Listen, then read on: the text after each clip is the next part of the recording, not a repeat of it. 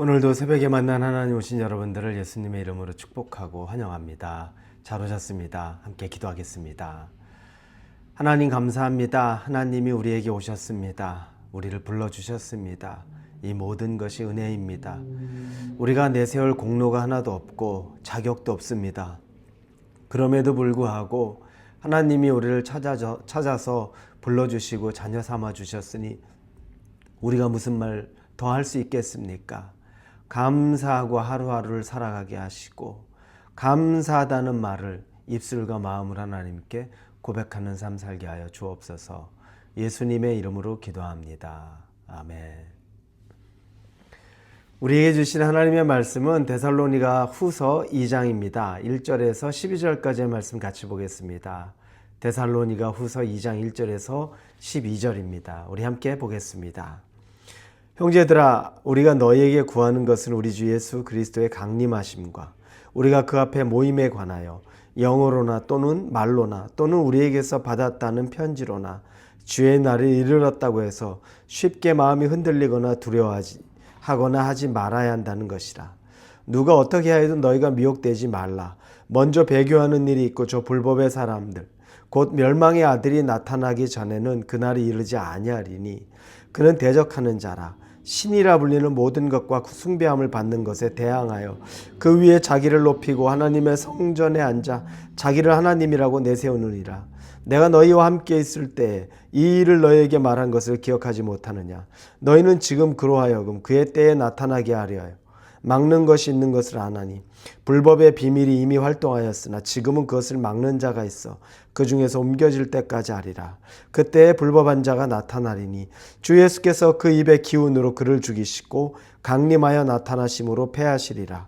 악한 자의 나타남은 사탄의 활동을 따라 모든 능력과 표적과 거짓 기적과 불의의 모든 속임으로 멸망하는 자들에게 있으리니 이는 그들이 진리의 사랑을 받지 아니하여 구원함을 받지 못함이라. 이러므로 하나님이 미혹의 역사를 그들에게 보내사 거짓 것을 믿게 하심은 진리를 믿지 않고 불의를 좋게 하는 모든 자들로 하여금 심판을 받게 하려 함이라. 아멘. 우리가 늘상 생각하는 건 하루하루 살아가는 게 좀 막막하고 힘들면 빨리 그냥 죽어서 천국 가고 싶다, 이런 이야기들을 종종 합니다. 천국이 좋다는 것은 알고 지금 내가 사는 삶은 고단하고 힘들다는 표현이겠죠. 그런데 그게 그렇게 옳은 것만은 아닙니다. 우리에게 하나님이 원하시는 건 때가 되면 천국에 갈 것이고 그 이전에는 이 땅에서 최선을 다하라는 겁니다. 바울은 하나님과 기도하면서 3층 천을 오르락 내리락 합니다. 살아있는 동안에 천국에 가서 하나님과의 교제라고 내려오는 그 깊은 기도의 자리에까지 나아갔던 사람입니다. 그러면서 그가 고백하는 것은 3층 천을 오르락 내리락 하면서 자기가 이 세상, 이 땅에서 소망을 갖고 살기 참 힘들다는 거죠. 하늘에만 계속 머물고 싶은데 그럼에도 불구하고 내가 이 땅에 사는 것은 너희들을 위함이라. 너희를 믿음으로 세우기 위한 나의 사명이 아직 있기 때문에 내가 여기 있는 것이다 라고 말합니다. 이게 사실은 우리 믿는 자들이 가져야 될 공통된 마음이기도 합니다. 이 마음 가져야 하는 거죠. 하나님께로 가는 것이 너무 좋은데 맡겨진 일이 있어서 하나님이 나를 통해 하고자 하는 그 일을 완수하기 위해서 이 땅에 기꺼이 남아서 우리의 삶이 좀 고되고 힘들어도 그렇게 살아내야 한다는 것을 말합니다. 데살로니가 교인들이 외적으로만 핍박을 받거나 고난을 받은 것은 아닙니다. 그들의 마음도 당시 힘든 것이 있었습니다. 왜냐하면 그들은 예수님을 믿은 지 얼마 안 됐기 때문에 자기 믿음의 동료들이 이렇게 이제 죽는 일이 생기면 그들은 천국에 갈 텐데 아직까지 그 부활과 그리고 나중에 죽은 형제들을 만나는 것, 천국에 올라갔는지 여부에 대한 확신이 별로 들지 않는 겁니다. 그럴 수 있죠. 아직 그런 경험들이 많지 않으니까 내 부모나 내 형제나 내 배우자가 죽었는데 천국에 갔겠지? 천국에 간 게 맞겠지? 이런 생각이 아직 그 중간 단계에 머물러 있는 경우들이 있었던 겁니다. 그래서 외적인 어려움도 있지만 내적으로도 그것 때문에 참 힘들어하던 그때에 거짓 선생들이 나타나서 이미 재림은 이루어졌다라고 이야기합니다. 주의 날이 임했다는 거죠. 주의 날이 임했다면 이걸 믿고 그냥 주의 날이 임했으니까 나같이 우리 하늘나라에 가는 건데 이렇게 돼버리고 싶은 마음이 있는 터에 이런 이야기들이 나오니까 그들이 굉장히 혼란스러운 겁니다. 그때 바울이 그것들을 가르쳐 거짓 가르침이라고 말하죠. 주의 날은 아직 이르지 않았다. 주의 날이 이르려면 아직 대적자, 즉 사탄 중에 사탄, 적그리스도가 분명히 나타나야 되는데 아직 그가 나타나지 않았다는 것을 3절에서 분명하게 이야기하고 있습니다. 자, 그래서 4절에 보니 그는 대적하는 자라 신이라 불리는 모든 것과 숭배함을 받는 것에 대항하여 그 위에 자기를 높이고 하나님의 성전에 앉아 자기를 하나님이라고 내세우느니라. 시간적으로는 이 적그리스도가 나타난 이후에 예수 그리스도의 재림, 그래서 먼저 죽은 자들이 일어나고 그 다음에 여전히 살아있는 자들이 불림을 받아서 휴거하게 되는 거죠. 이런 일들이 일어나는 것이 순서입니다.